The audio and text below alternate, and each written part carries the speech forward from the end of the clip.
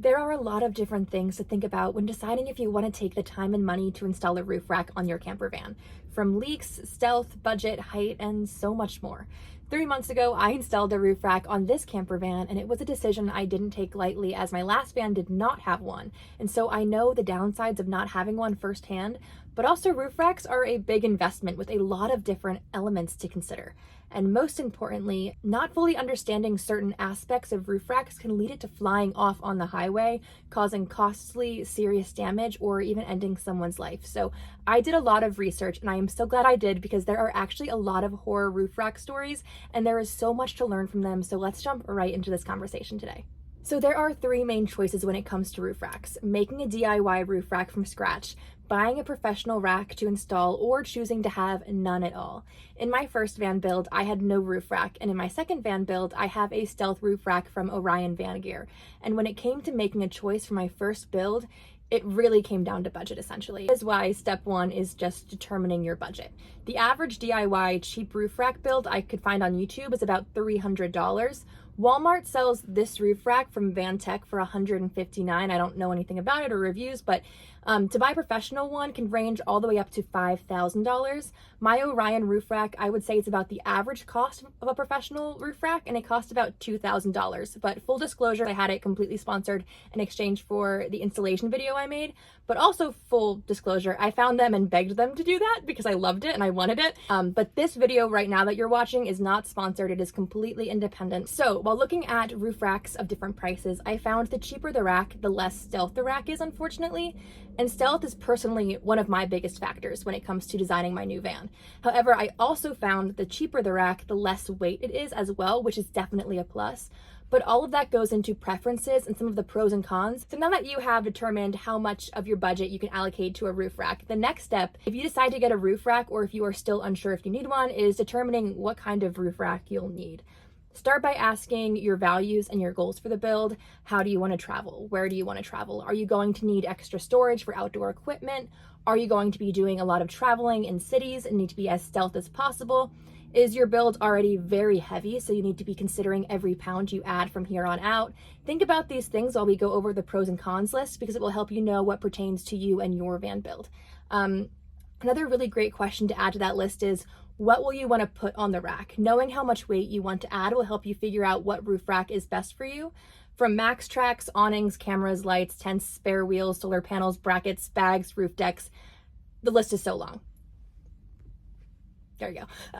Another important question is, will you be off-roading and to what extent? A very little known fact, which I know is not well known based on how many roof rack disaster videos there are on YouTube, where this is the main cause, is that if you will be off-roading, that changes your roof's max capacity weight.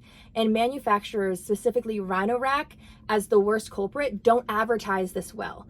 So did you know that if you off-road, you need to reduce your roof's max weight capacity by 1/3, because there are 3 different types of roof weight capacities, but we are going to get more into those 3 different types later in the video. For now, let's dive into the pros and cons before getting into calculating weight limits and types and the whole off-roading debacle, starting with the cons of roof racks. Number 1, roof racks cost money. I know, what? That is so rude. Why aren't things just free? Number 2, a roof rack will increase your vehicle's height clearance, just like anything else you add to the roof. In my 3 years living in my ProMaster, she didn't make it through any drive-thrus. But this is also notable for underpasses. I have never experienced it personally, but I have heard a lot of people having issues of their vehicles being too tall for underpasses on one-way roads with no way to turn around. But I don't think I had any situations personally where it was even close enough that I wouldn't have fit with the rack. I even now have, as it only adds 0.8 of an inch, more than the max air fan I had on my last fan. But I have heard horror stories, so it's important to note. And I mean, this even goes as far to mention things like low-hanging trees if you're driving through a forest.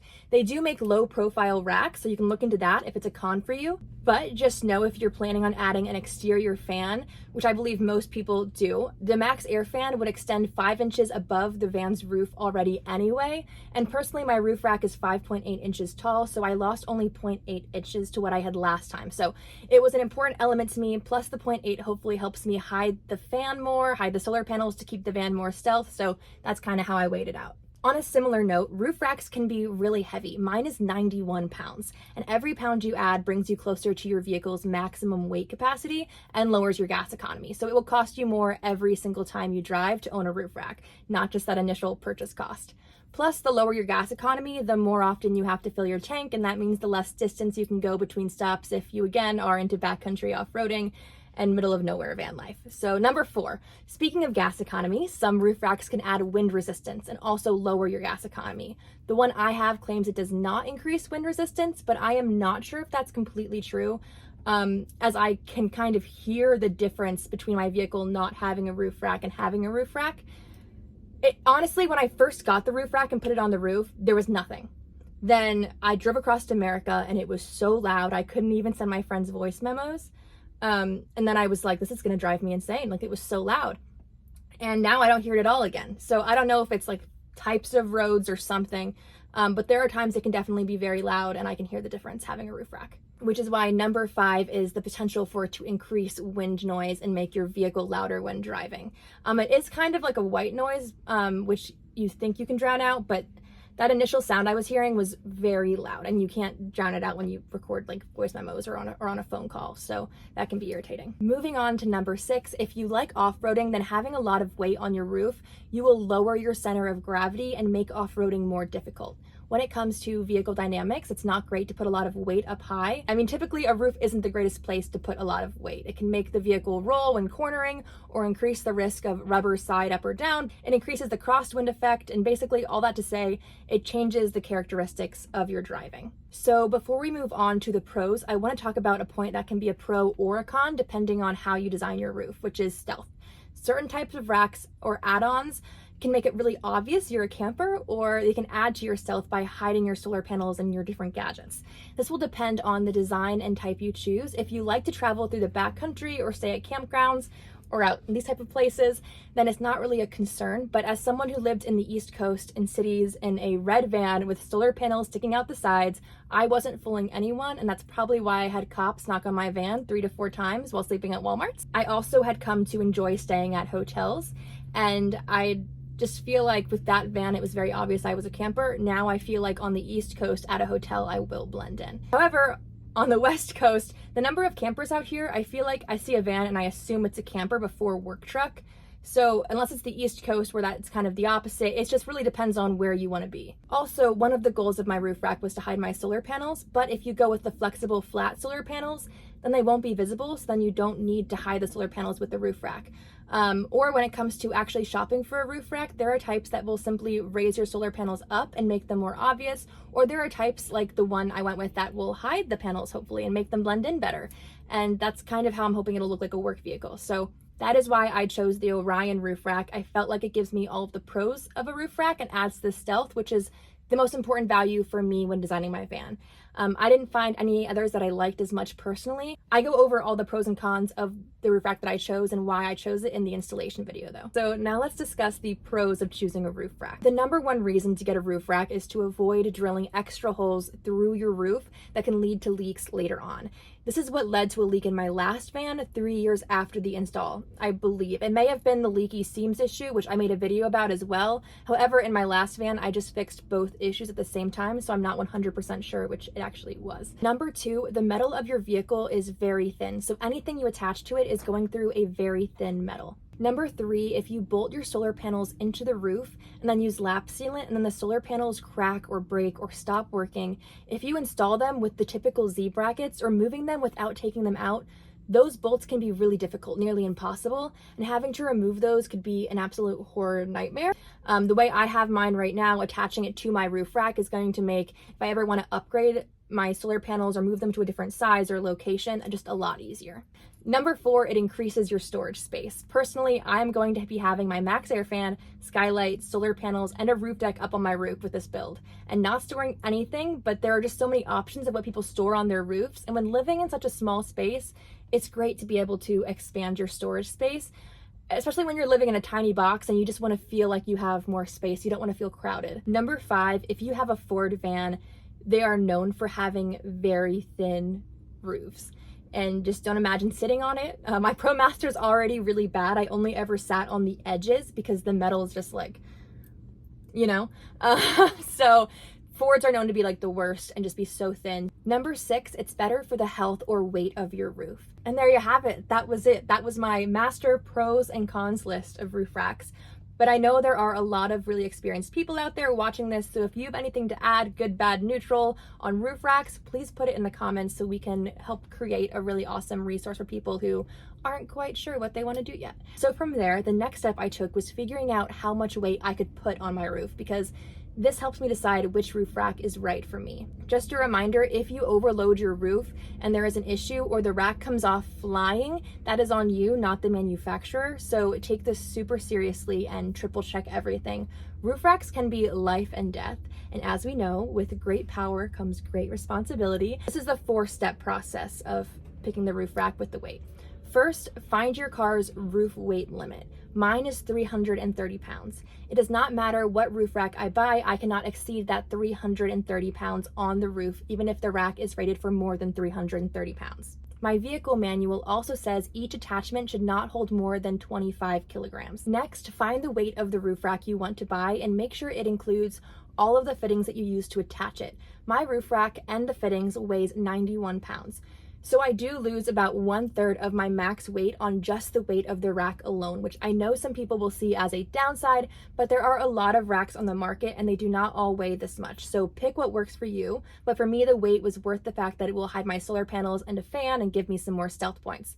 As a side note, steel racks tend to get a lot of hate for their weight with preference towards an aluminum because of the weight factor. Next, you're gonna find the roof rack's weight limit. If the roof rack can hold more than the vehicle's max roof weight limit, then no worries, you will cap your max weight at that. But if the roof rack's max weight limit is below your vehicle's, you'll probably want to go with another roof rack, or you'll have to lower the weight you can put on the rack to match that number. And then finally, subtract the rack weight from the roof limit. So for me, I had to subtract the 91 pounds of the roof rack from the 330 pounds roof weight limit of my ProMaster. This left me with 239 pounds to work with, but this number will change if you plan to take your vehicle off-roading, and this is what most people don't calculate. So let's back up for just a minute. When it comes to max roof weight, there are 3 different kinds of ways your car handles that weight. When it's standing still, when it's on the road, and when it's off-roading. And all 3 of these have different max weight capacities. The max weight capacity for your roof you find when you search it or you find it in the manual is likely referring to the on-road weight limit. So what is off-roading and how is that relevant here? Well, off-roading can be on beaches, rocky terrain, or anywhere where there is an increase to the vibration and shock to your vehicle. When your vehicle has less stability and can end up on more angles and maybe lots of bumps up and down in lots of directions, and just overall stress on the vehicle is increased from your normal everyday driving. Likely you won't be taking your vehicle on any crazy off-roading adventures, as it is still a van with your home in it.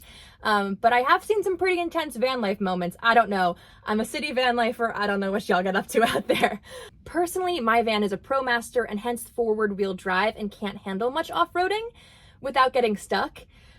It's gotten stuck out here before. So while I do hope to take this vehicle out on some crazier journeys, I don't plan to really off-road, nothing too crazy. And that is important for me to know at this stage when calculating my max weight. So now let's go back and talk about those 3 types of roof weight capacities: static, on-road, and off-road. Starting with off-road, so this is kind of a gray area of the 3 because there's not usually an official off-road weight limit. And most roof rack companies actually won't mention that these kind of activities change the max weight. But on average, with the research that I did, that was mostly for cars for off-roading, the typical reduction is 1/3, or divide your overall max weight by 1.5. Yes, that is a lot. I will link a lot of resources in the description so you can see where I got all of this info. Even I, who, if you watch my channel, I'm a city girl, have found myself in some, pretty jacked up, crazy roads traveling. And the last thing you want is your roof rack giving you problems in the middle of nowhere or flying off and potentially possibly hurting someone. As I won't be doing any crazy off-roading, I don't think I'll be removing the whole 1/3, but I definitely will be removing some. What do you guys think? How much do you think should be taken off? Knowing professionals are saying 1/3 for typical off-roading in cars. What do you think? The next type of weight is on-road. This is your typical everyday roads, and this is likely the max limit you'll find in your manual. And finally, the static weight is when you are not moving and you just want to sit up on your roof deck with a glass of wine and watch the sunset with your friends. According to this YouTube video, the static weight is 3 times the weight of the on-road weight. But before you have a party up there, I would just look more into that for your specific vehicle, but at least know that you are fine to walk on your rack or roof even if you are at your max limit when the vehicle isn't moving. If you decide to walk on your roof rack when the vehicle is moving, well, I think you have more problems than just the weight. But I mean, honestly, I just hope it's at least like an epic gunfight or something cool like in the movies. Good for you. I won't be doing it, but good for you. Regardless of all of this, you shouldn't be taking your roof rack to the absolute max limit. It is a max for a reason, so just give it some leeway if you can. So now you can calculate the weight of everything you want on your roof, subtract it from your max roof capacity, and use that as a guide for how heavy the roof rack you pick can be. So after spending hours researching and editing this video and overthinking everything, I started to wonder if we should include anything we attach to the roof from the inside of the van to the max roof weight limit. Since technically it is still weight on the van's roof, we attached tongue and groove cladding, supports, upper cabinets, etc. So I reached out to Orion Van Gear's customer service, and I figured I'd have to wait a while, but they got back to me within 15 minutes because they're freaking amazing. They said they never heard of anyone doing that, and they seemed to say that it shouldn't be factored in, but that's just a debate thought, I think. I'd love to hear your thoughts about this in the comments. Do we include any weight we put onto the roof, or just the weight from the outside, or just the weight onto the roof? So to finish out this video, I just have a few more final notes. Make sure the weight you put on your roof is evenly distributed so that your vehicle isn't heavier on one side. And when picking items to put up on your roof, aim for light, bulky items and try to buy the lightest and smallest rack possible. That should always be the goal. And that's it. That is all of the research I have done. As always, you should always check and do your research yourself. But that's it for today. As always, thank you so much for watching, and I'll see you in the next video.